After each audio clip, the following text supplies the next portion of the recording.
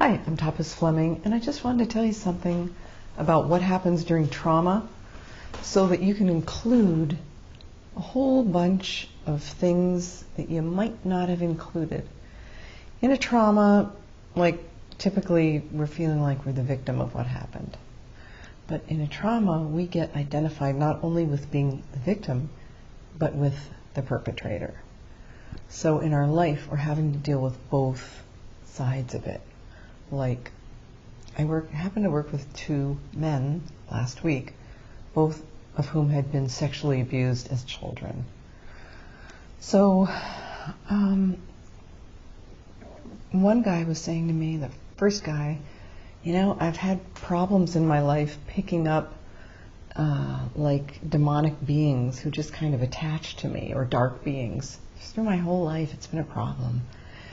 And so I said, oh, did that happen before you were sexually abused by the priest or after? And he said, oh, after.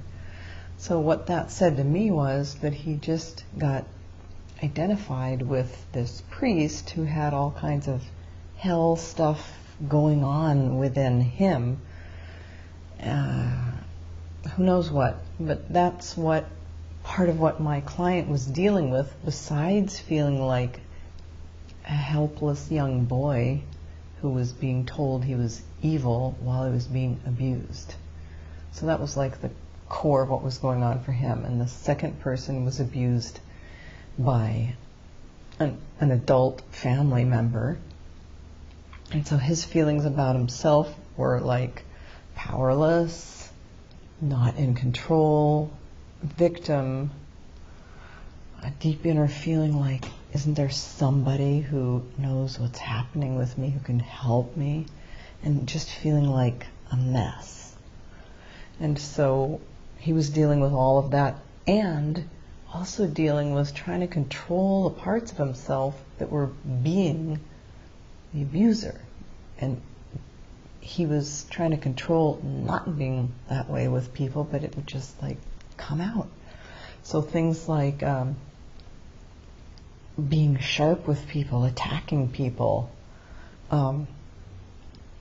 undercutting people, devaluing people like he had felt devalued, and giving people the feeling that they were unprotected, like he had felt unprotected.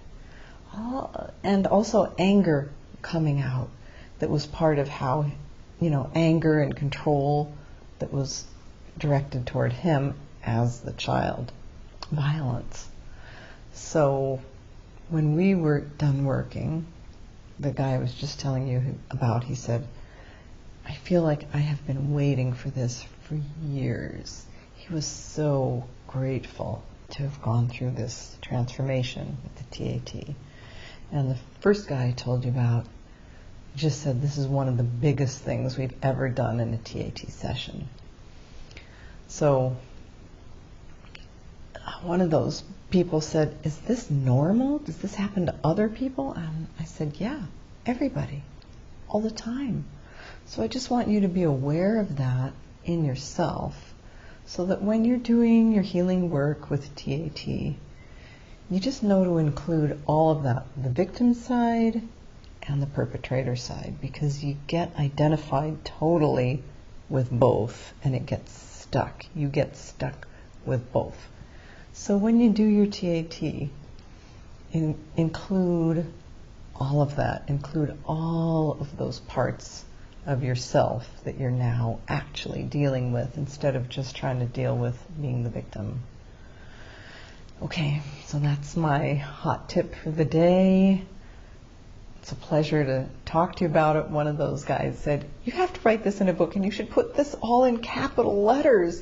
Just knowing about it has made such a huge difference for me. So that's what inspired me to tell you about it.